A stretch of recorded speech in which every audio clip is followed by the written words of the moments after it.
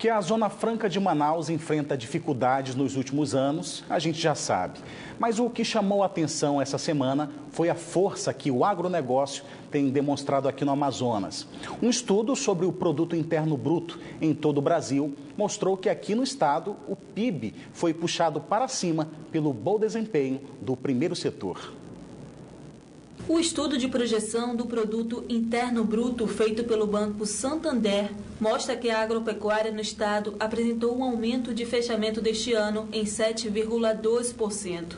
Várias atividades rurais no Amazonas têm apresentado crescimento e uma das principais é a piscicultura. A alegria de todos nós, tivemos aí pela primeira vez um município amazonense no topo do ranking nacional de municípios produtores de peixe da piscicultura, que foi o município do Rio Preto da Eva, uma produção de quase 15 mil toneladas. Então mostra aí um horizonte extremamente positivo, promissor para essa atividade. O número representativo puxou o PIB do Amazonas para uma projeção de crescimento de 0,5% em 2017. Uma prova de que o setor primário começa a aparecer como uma alternativa para alavancar a economia do estado. A agropecuária no Amazonas teve um dos melhores desempenhos em relação a outros estados. Já o setor de indústria, que era mais comum em aumento no PIB, teve crescimento de apenas 1,1%.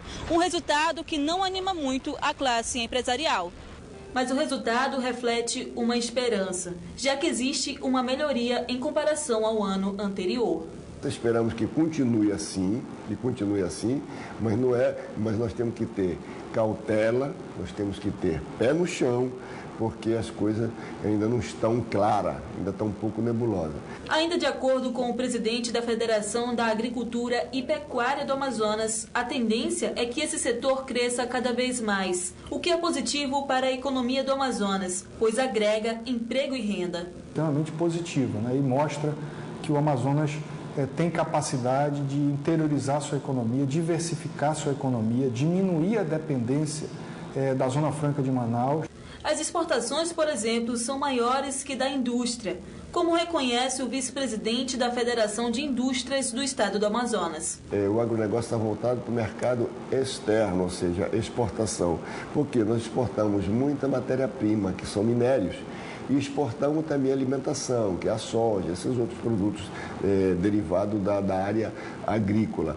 Mas, de qualquer forma, é um setor que contribui muito para que a gente não fique também tão ruim em todos os sentidos. Resultados bastante satisfatórios para o setor do agronegócio. A desativação do Terminal 2 do aeroporto Eduardo Gomes, o Eduardinho, que foi anunciado pela Infraero desde o mês passado, está suspensa. A decisão foi do Ministério dos Transportes após reunião com representantes da bancada federal amazonense em Brasília. A decisão era que o aeroporto Eduardinho, que opera para voos regionais, fosse desativado no dia 9 do mês passado, como medida de economia, já que o terminal recebe mensalmente menos de 500 passageiros. As operações foram transferidas para o Aeroporto Internacional Eduardo Gomes.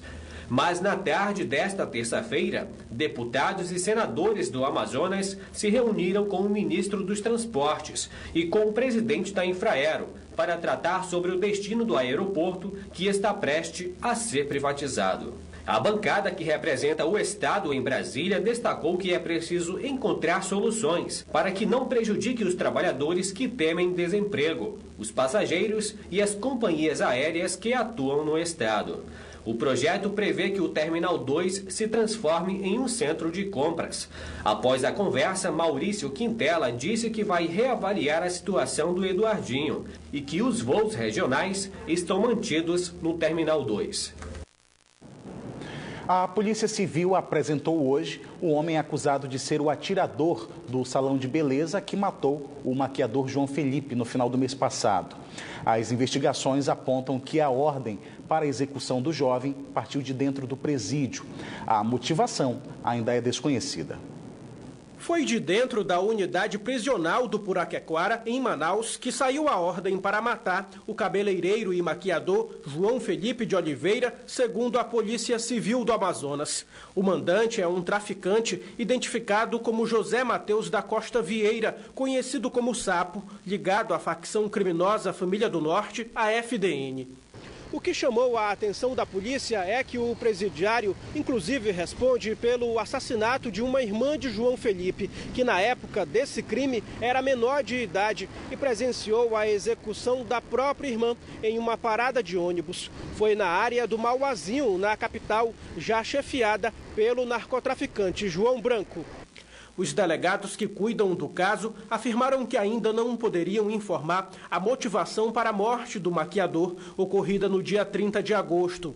O processo contra o traficante Sapo pela morte da irmã de João Felipe corre em segredo de justiça, conforme a Polícia Civil. A questão da motivação é uma situação secundária, que se o juiz achar importante ou não, né, que haja alguma coisa relevante nesse processo que está em segredo de justiça, ele pode suspender para que nós possamos investigar essa situação. Mas o importante é que o mandante em si, por si só, já está identificado e comprovado que ele mandou essa ordem para execução. Quem recebeu a ordem para matar o cabeleireiro foi Diego Sabino de Araújo, conhecido como Diego Olhão. Se passando por cliente, uma comparsa o ajudou a ter acesso ao local de trabalho da vítima, um salão de luxo. Nas imagens das câmeras de segurança, é possível ver quando o criminoso surge correndo e atira 4 vezes a queima-roupa em Felipe, que morre na hora. No salão lotado, funcionários e clientes entram em desespero. Após o crime, o pistoleiro foi se esconder em Careiro da Várzea, município distante 25 quilômetros de Manaus. Ao ser procurado pela polícia em uma das comunidades, ele chegou a fazer uma criança refém, mas o pequeno saiu ileso. Nós não tínhamos a visão que ele estava com a criança. Ele usou a criança como escudo para se entregar. Diego foi capturado pelos policiais 2 dias depois da prisão da comparsa Jéssica Alves Alho, na capital. Em depoimento à polícia, ela disse que não sabia que o cabeleireiro era alvo de execução, mas teria recebido a oferta de R$500 para participar de um crime. Já o pistoleiro negou ter recebido recompensa para assassinar o jovem. O Diego, por seu turno, recebeu uma ligação de um dos soldados do tráfico do Mauazinho com a seguinte mensagem: eu vou passar aí contigo, tem uma ordem do chefe para a gente quebrar um cara. Agora vamos falar de um problema que o motorista de Manaus conhece bem, que é a dificuldade para estacionar na área central da cidade. Tem até um projeto que foi apontado como solução para isso, mas até agora não foi implantado. Dia movimentado e o centro comercial da capital lotado. O trânsito assim, quase congestionado. O problema está na falta de uma vaga que os motoristas procuram. Muito difícil, muito difícil. Como é que vocês fazem? A gente fica rodando, né? 5 minutos, 6 minutos, até encontrar uma vaga e entrar. Quem consegue achar uma vaga de primeira se acha sortudo. Hoje eu dei sorte e entrei agora na rua, só subi a rua e encontrei essa vaga. O projeto que acabaria com toda essa dor de cabeça é o sistema de estacionamento rotativo pago, o Zona Azul. A ideia foi adotada pela prefeitura há 7 anos. Mas o projeto, que já deveria estar em funcionamento, está parado. Desde 2010 vem passando por avaliações e deve sofrer novas alterações. Só que, de acordo com o presidente da Associação dos Guardadores de Veículos do Amazonas, a Aglavan, o sistema foi totalmente implantado pela Consórcio Amazonas, que ganhou a concessão. Apenas os sensores foram instalados em algumas ruas do centro. No fim do mês passado, ele foi até o Ministério Público para uma audiência para pedir providências sobre o início do projeto. Faltou só essa liberação, do prefeito para que esse trabalho começasse, até possivelmente melhorar aqui o caos aqui no centro que a gente está vendo, que não tem estacionamento. Sem o Zona Azul, os flanelinhas irregulares demarcam as vagas nas ruas com cones, prejudicando o fluxo e comprometendo a vaga. O jeito é pagar mais caro. A gente procura aí o estacionamento particular para poder, felizmente, ter um gasto aqui no centro por isso.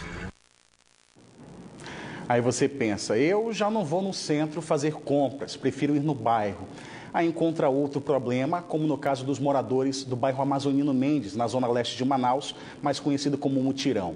É que tem uma rua por lá que está tomada de feirantes que antes ficavam na ponte da Feira do Mutirão, que está caindo aos pedaços. A prefeitura até tentou arrumar a ponte, mas o pessoal não quis. A ponte está cada vez mais perigosa.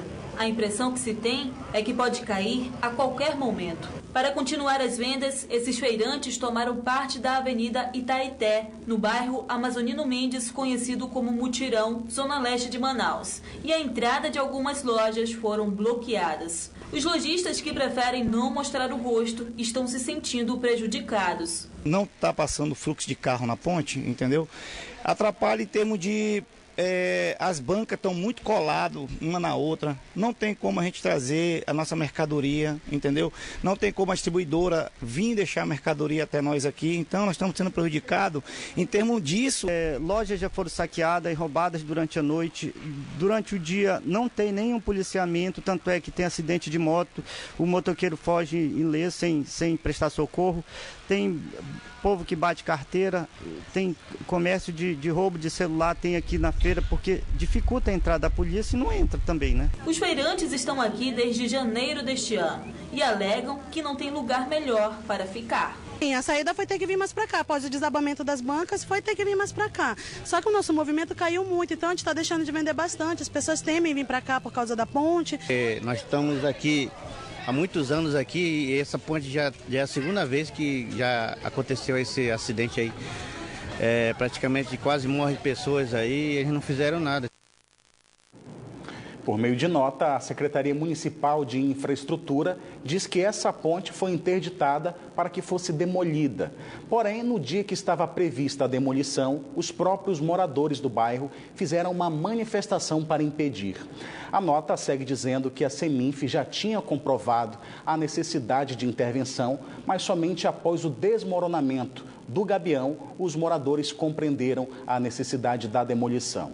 Agora, a Prefeitura iniciou a fase de desapropriação das casas do entorno para depois começar a demolir a ponte. E vamos agora conferir a previsão do tempo para esta quinta-feira em Manaus e em alguns municípios do interior do estado. Em Manaus, a previsão é de tempo nublado a parcialmente nublado. As temperaturas variam entre 25 e 34 graus. A mesma previsão para Nhamundá, onde as temperaturas variam de 23 a 35 graus.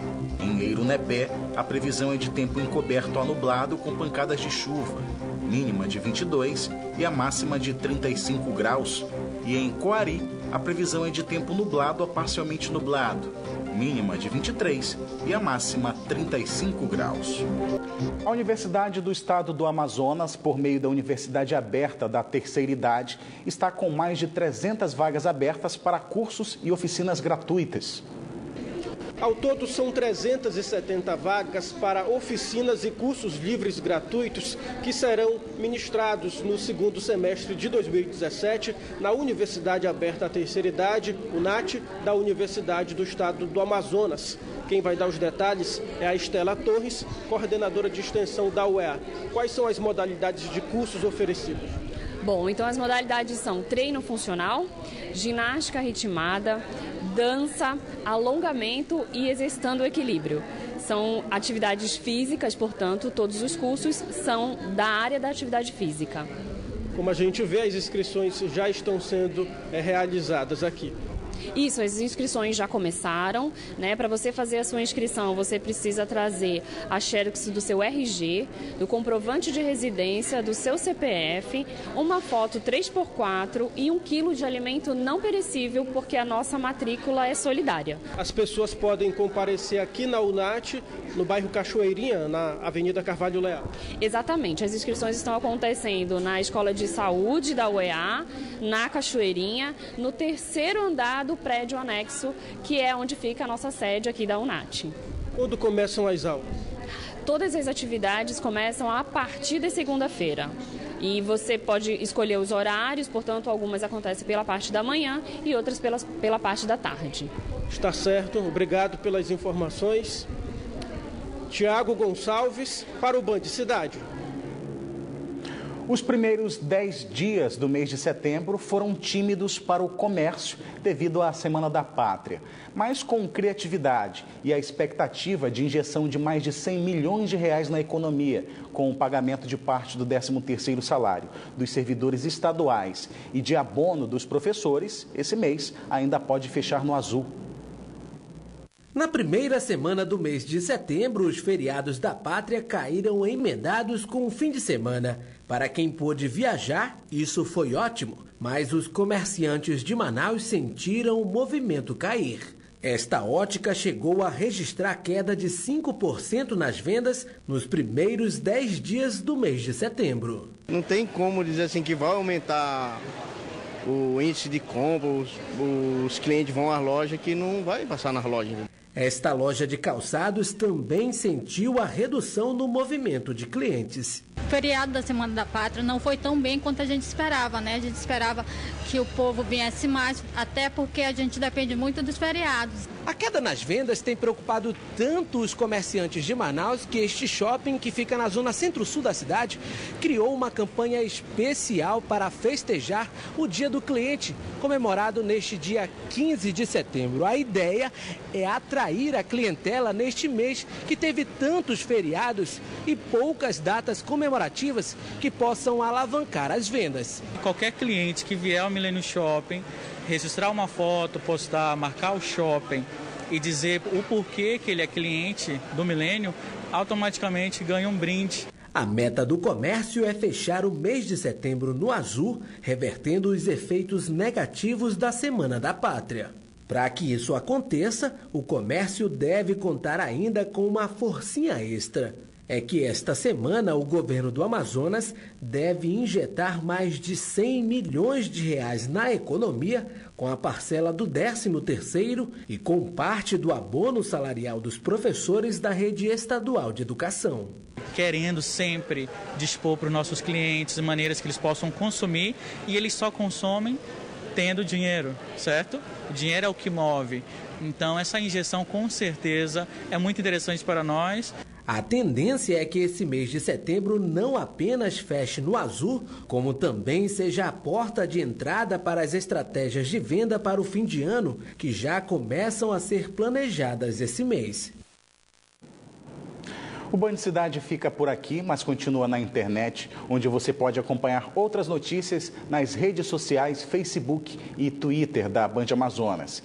E para rever nossas reportagens, acesse o canal da Band Amazonas no site youtube.com. Você também pode enviar sugestão de reportagens para o nosso WhatsApp.